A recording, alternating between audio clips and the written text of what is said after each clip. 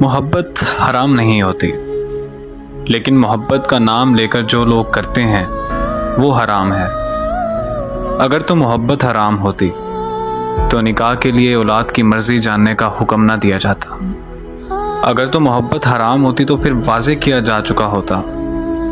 لیکن محبت بھی کچھ اصول رکھتی ہے۔ محبت یہ نہیں کہ آپ محبت کا نام لے کر اپنے محبوب کو بے لباس کر دیں اور اس کی عزت سے کھیل جائیں، بلکہ محبت تو یہ ہے کہ محبوب آپ کے سامنے ہو اور آپ میں اسے نظر اٹھا کے دیکھنے کی ہمت بھی نہ ہو۔ ہاتھ لگانا تو بہت دور کی بات ہے۔ محبت حیا کے پردے کا نام ہے، ایک ایسا پردہ جو آپ کے دل میں ایک شخص کی عزت کو بڑھا کر اسے خاص کر دے۔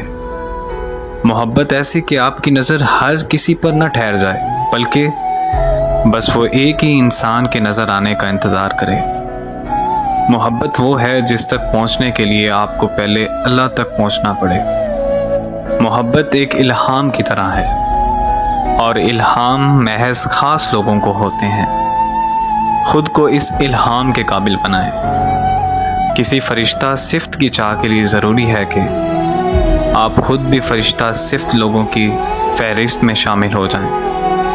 خود کو محبت کے قابل بنائیں اور اللہ سے نکاح کو طلب کریں۔